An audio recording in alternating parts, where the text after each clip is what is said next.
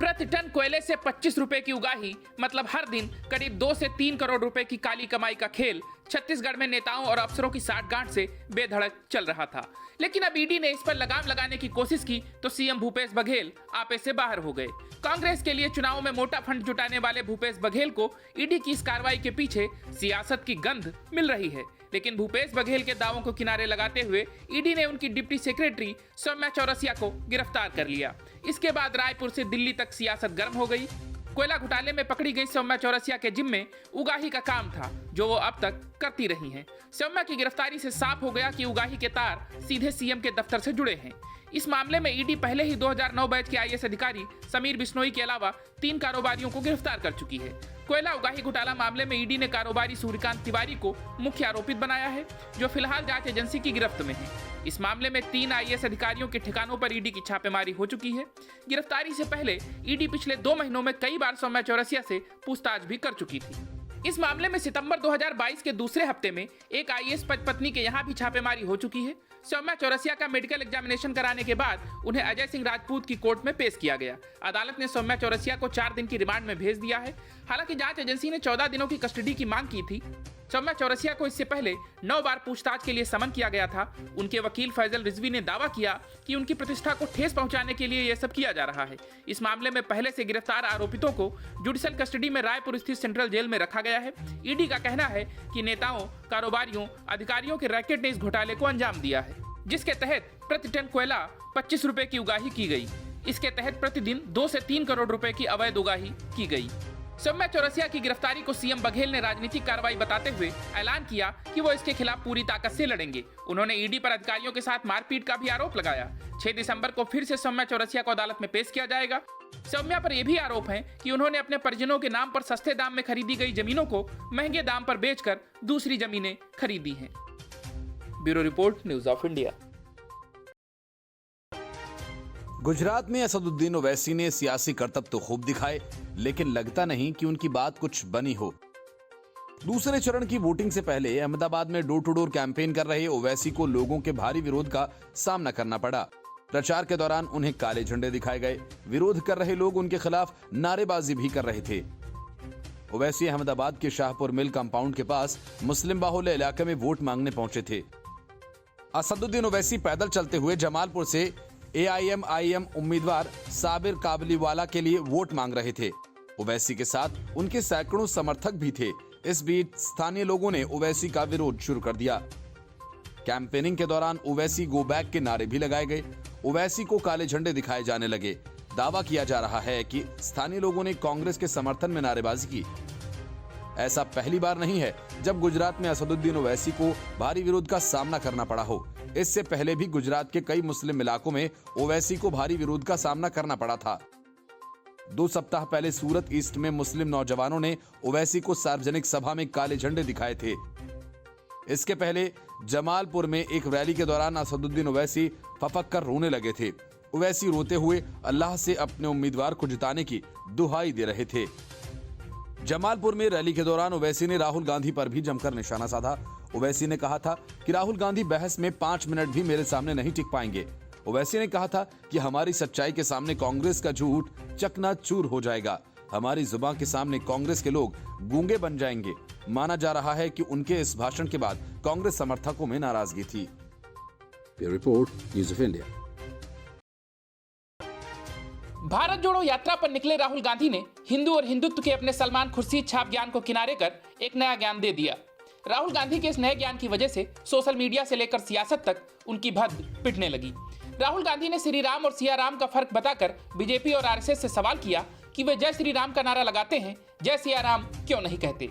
अब राहुल गांधी को कौन बताए कि राम से पहले लगाया गया श्री ही सीता है।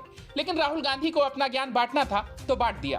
राहुल गांधी ने कहा कि राम और सीता अलग नहीं है, इसीलिए जब भी राम का नाम लिया जाए तो जय श्री राम की जगह जय सीता राम या जय सिया राम कहा जाए। उन्होंने परोक्ष रूप से भाजपा और राष्ट्रीय स्वयंसेवक संघ पर वार करते हुए कहा, सिया राम कहने के बजाय आजकल श्री राम कहा जा रहा है। राहुल गांधी ने यह भी बताया कि उन्हें यह परम ज्ञान कहां और किसने दिया। उन्होंने कहा कि यात्रा के दौरान उन्हें एक पंडित मिले थे और उन्होंने हे राम, जय सिया राम और जय श्री राम में अंतर बताया था।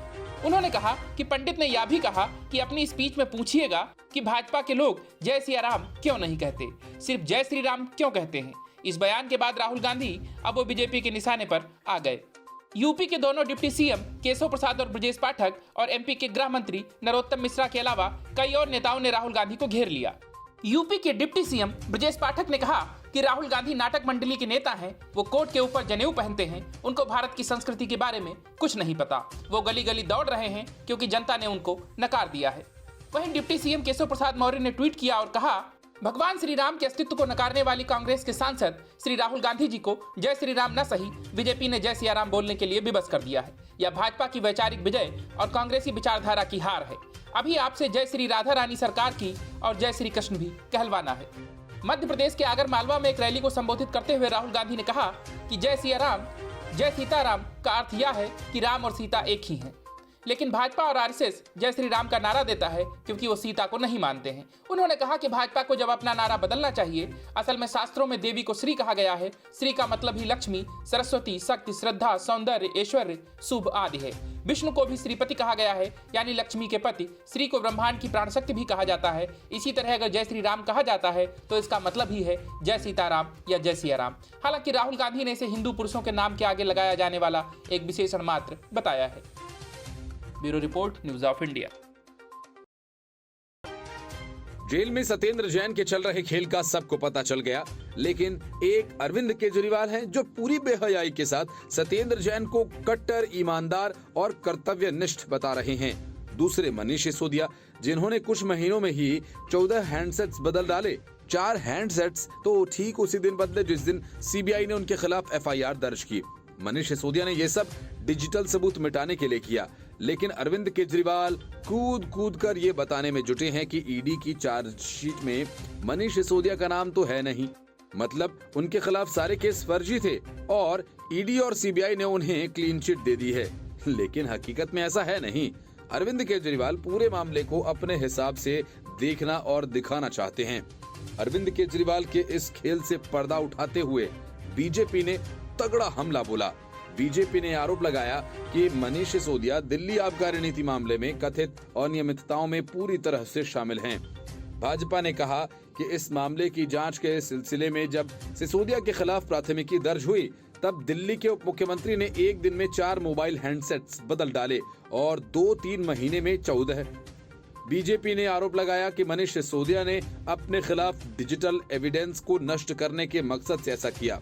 भाजपा के राष्ट्रीय प्रवक्ता संबित पात्रा ने कहा कि कुछ दिन पहले अरविंद केजरीवाल ने कहा था कि दिल्ली आबकारी नीति में कोई घोटाला नहीं हुआ क्योंकि सीबीआई और ईडी ने मनीष सिसोदिया को क्लीन चिट दे दी है।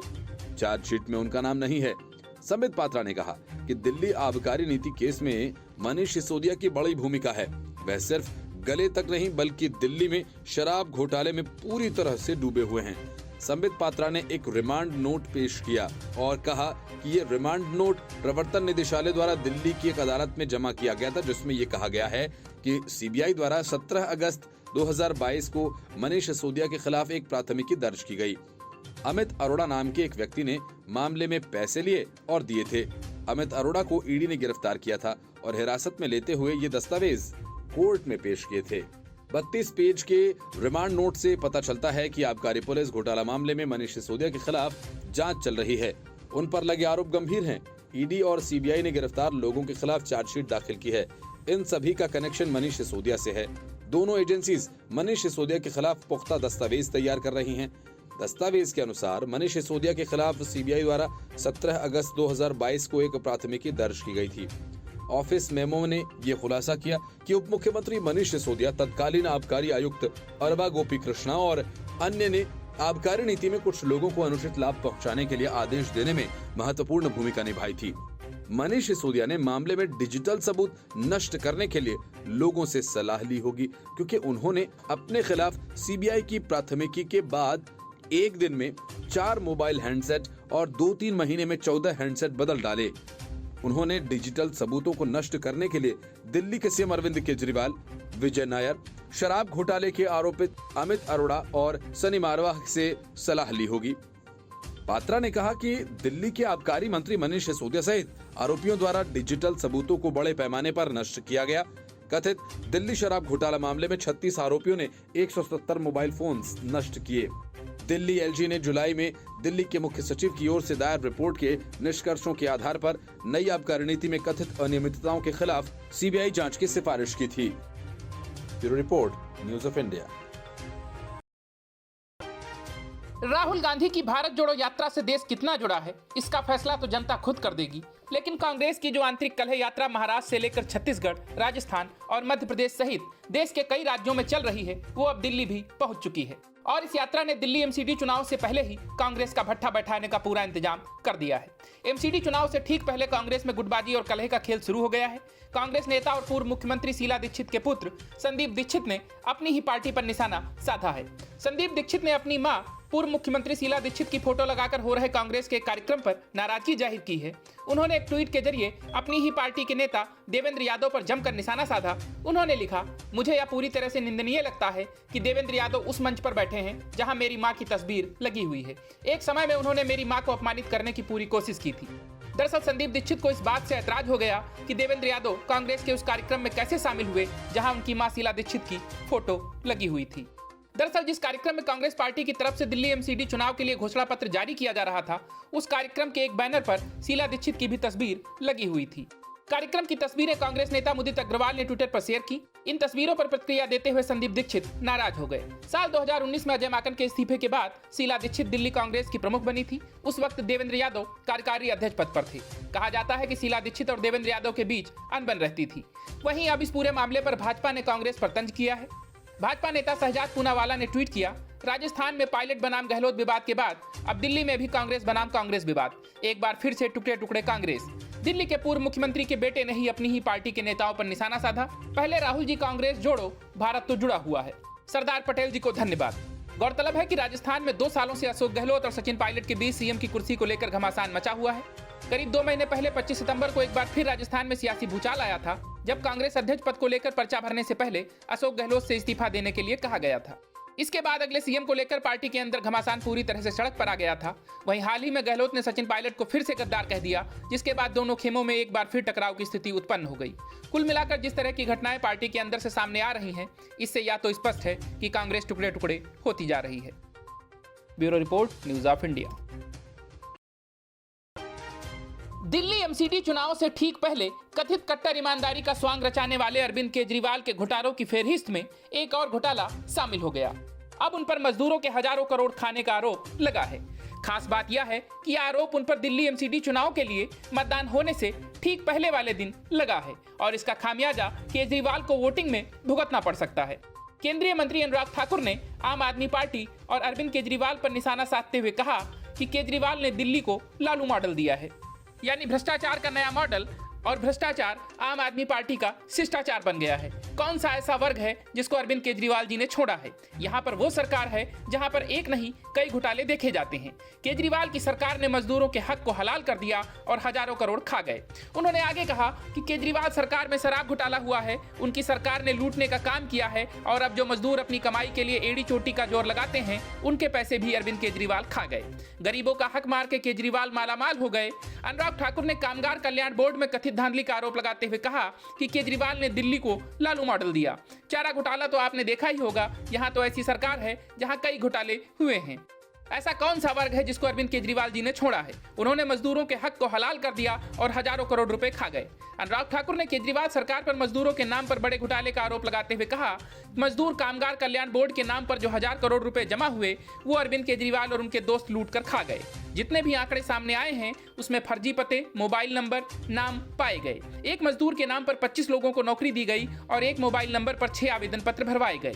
यही नहीं, उन्होंने कहा कि आप सरकार शराब, शिक्षा, डीटीसी बस घोटालों में शामिल है और यहां तक कि मजदूरों को उनके अधिकारों से वंचित करती है। अरविंद केजरीवाल ने भ्रष्टाचार का नया मॉडल पेश किया। दिल्ली में केजरीवाल लालू प्रसाद यादव के लूट मॉडल का पालन कर रहे हैं। कोरोना के समय एक ओर केजरीवाल मजदूरों की मदद की बात करते रहे और दूसरी ओर षड्यंत्र रचकर मजदूरों को भगाने का काम किया। जिन पर मजदूरों को 2 पैसे कमाने के लिए एड़ी चोटी का दम लगाना पड़ता है। उनके हक की रोटी खाने में भी अरविंद केजरीवाल जी पीछे नहीं रहे। गौरतलब है कि इससे पहले बीजेपी ने केजरीवाल पर हमला करते हुए कहा था कि वह भ्रष्टाचारियों और दंगाइयों पर कृपा कर रहे हैं। बता दें कि दिल्ली एमसीडी चुनाव से पहले ये आरोप आम आदमी पार्टी की मुश्किलों को बढ़ा सकते हैं। गौरतलब है कि दिल्ली एमसीडी चुनाव के लिए 250 वार्डों के लिए 4 दिसंबर को मतदान होगा और नतीजों की घोषणा 7 दिसंबर को की जाएगी। Bureau report, news of India.